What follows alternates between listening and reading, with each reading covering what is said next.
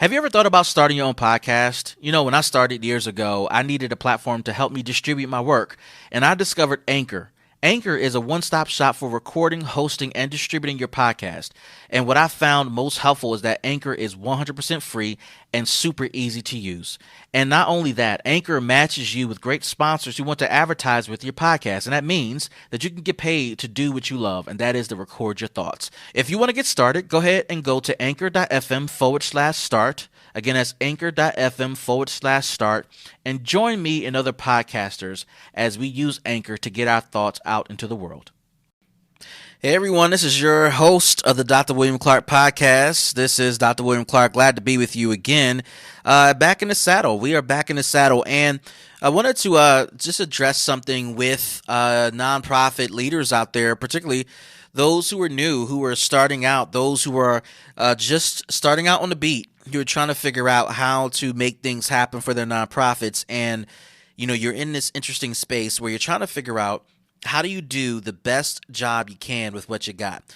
And to that end, I want to talk briefly about this idea of ongoing development and training. And this topic means a lot.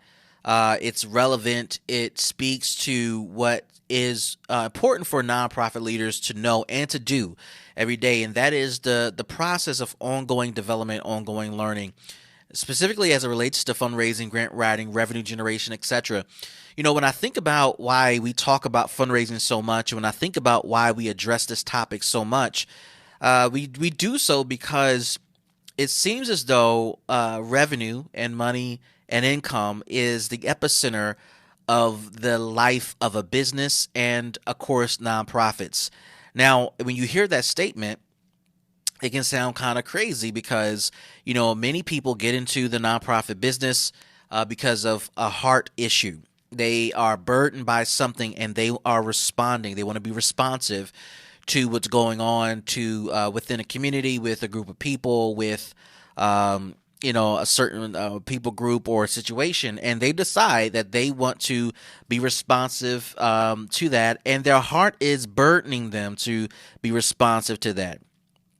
And so with that being said, people lead with that, and they take their cue from their heart, and they do so not really realizing that, okay, the heart does play a role in all this.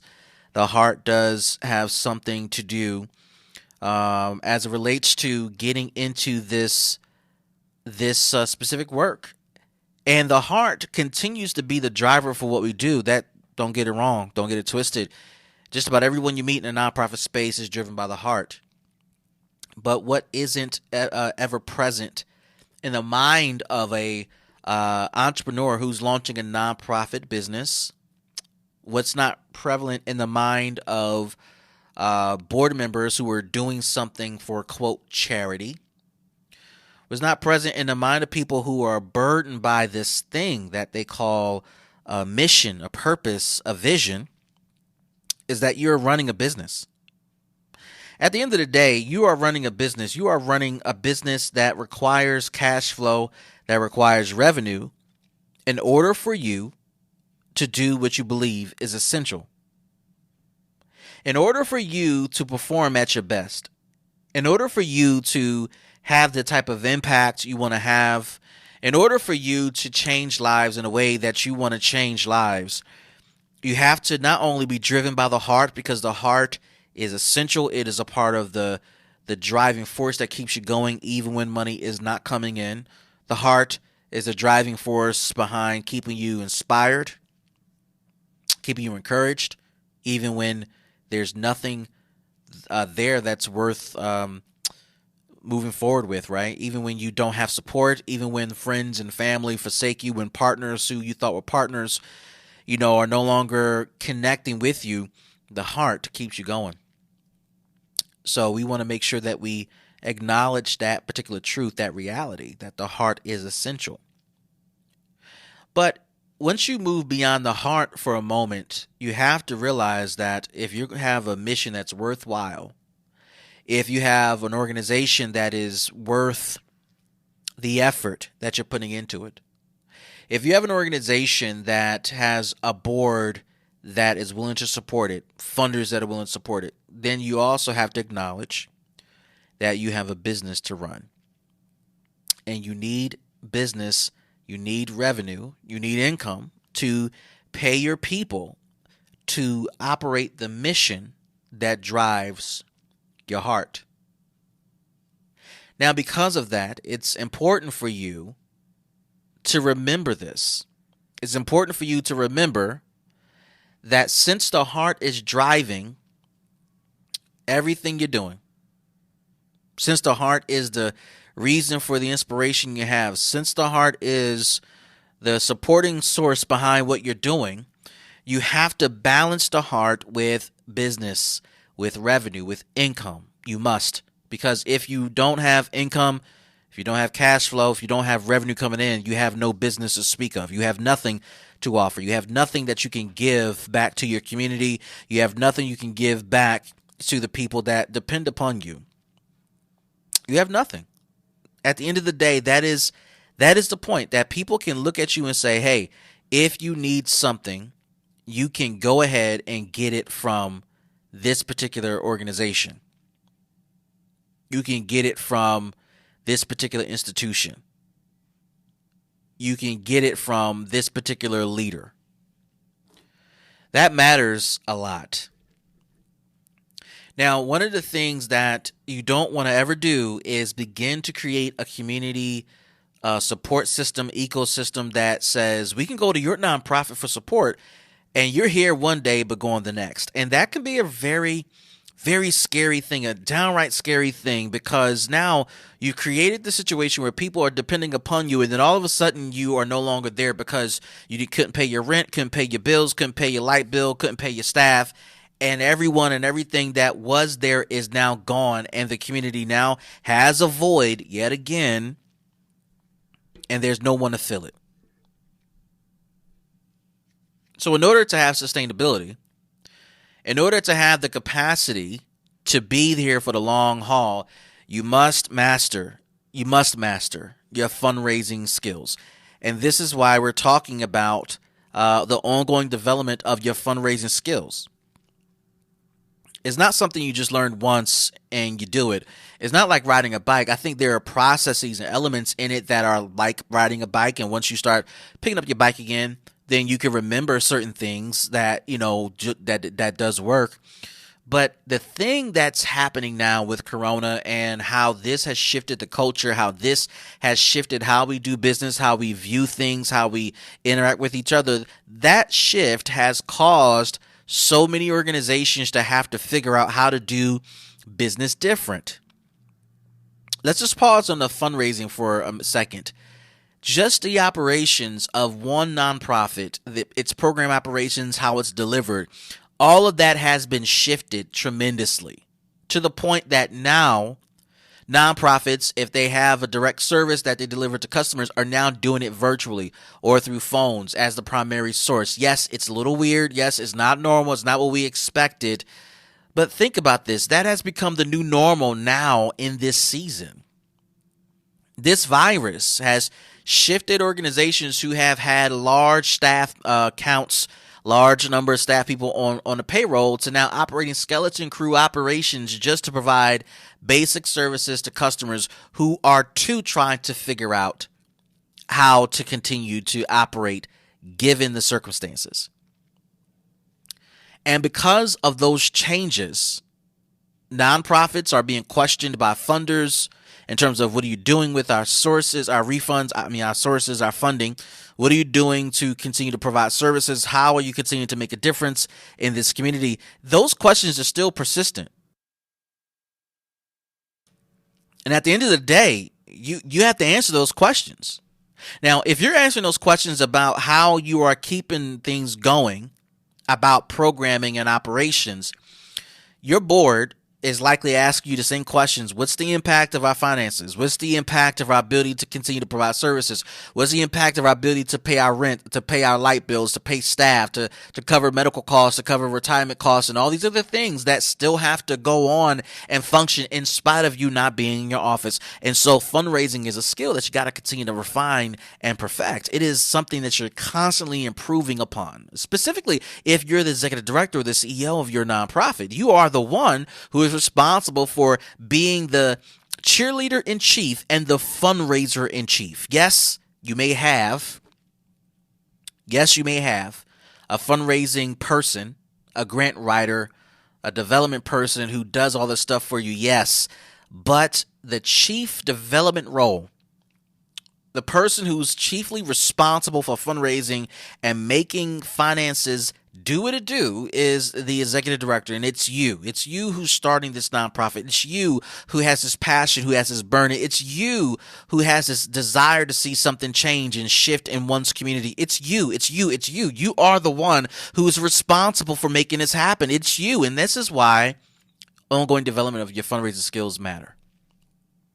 This feeds into all types of other topics around leadership, around business acumen. We did a podcast on the psychodynamics of fundraising, stuff like that, relationships, partnerships, marketing strategies, public relation strategies. All this stuff matters, and it goes into developing and leading and building a successful nonprofit business. But you have to realize that your development skills have to be constantly on par.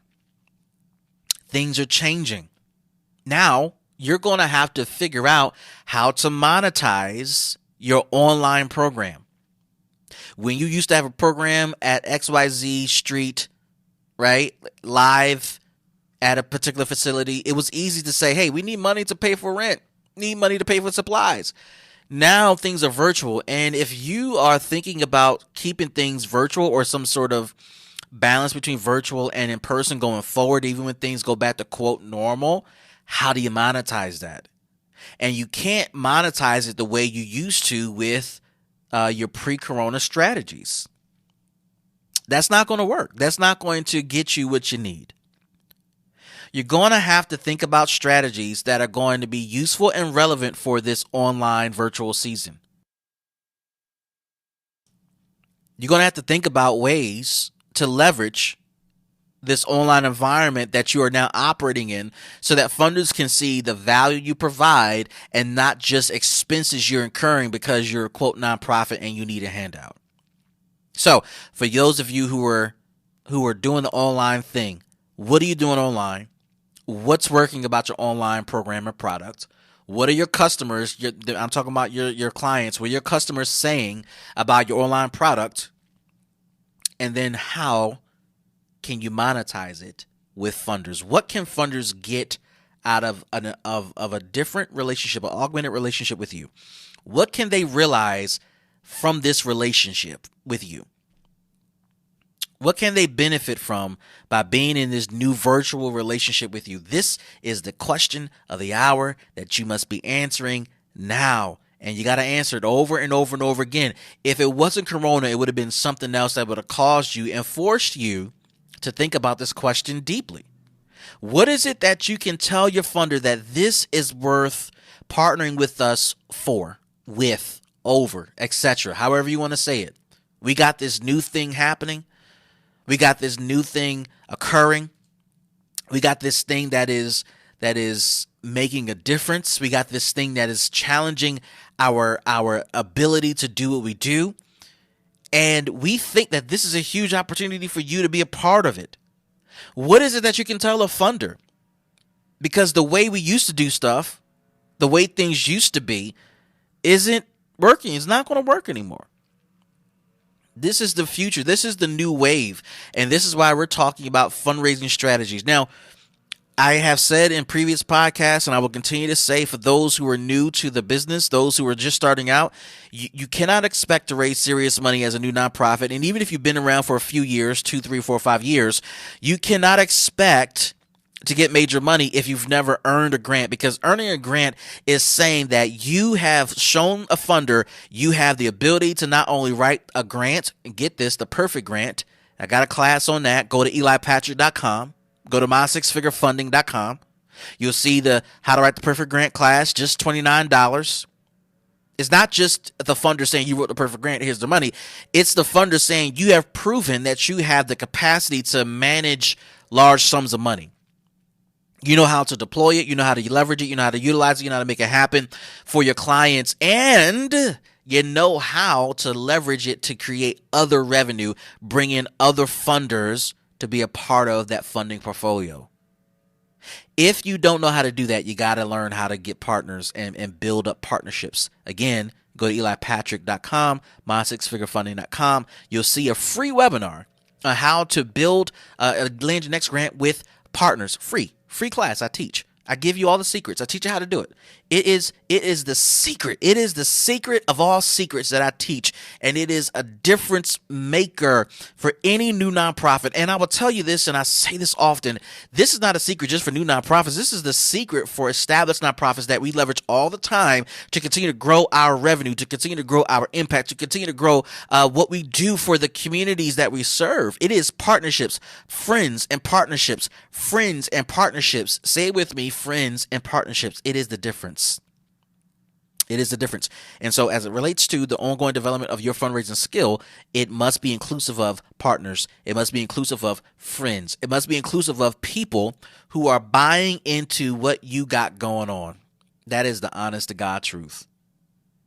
What do you have going on, and why should people buy into it? That's the question you got to answer. Even in this online virtual environment, just had a conversation today. Let's assume things go back to normal. We, have our normal fall fundraiser. It's still it's starting to sound kind of cool to have a virtual fundraiser that we would do typically in person, just because it's different. Even if we're able to go back, maybe just to be a little different. Let's create a different experience for people online, curate it, make it unique, and still have the financial impact with less cost. Come on. This is where you got to start thinking creatively about what you can do to make a difference to the bottom line of your nonprofit, to your organization. Your clients need it. Your clients need your revenue. They need you to be the fundraising chief. They need you to be good at what you do. They need you to figure out how to monetize everything that you do so that you can continue to pay your staff. You can continue to pay your office rent once you get back to your office. So you can continue to purchase supplies and buy the things that help your client become self-sufficient and independent for whatever purpose that you're chasing after. Yeah. And so what I'm saying is, I'm here to help you, not only with this podcast, but listen, I got a free webinar on my website, elipatrick.com. I have a $29 course, just $29 course, How to Write the Perfect Grant.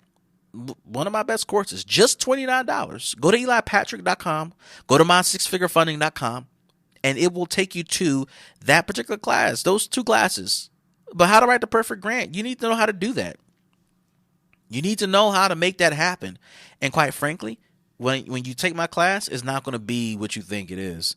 It's not going to be, oh, I put this on paper, I make this happen, dot that I, cross that T, and boom, there it is. Nope. That's not what I teach you. I teach you something totally different. Totally different. You got to work on your fundraising skills. That's the goal during this season as things are starting to shift a little bit. Some states are starting to open up. We'll see how that turns out. Regardless of what your state is doing, you need to figure out your online strategy for fundraising, period. That's what you got to work on. So let's work on that together. Message me, join me in any of my classes. Again, elipatrick.com, mysixfigurefunding.com. Join me in any of my classes. Learn how to write the perfect grant. Learn how to find the right partner. Learn how to submit that grant that will make a funder say, they get it.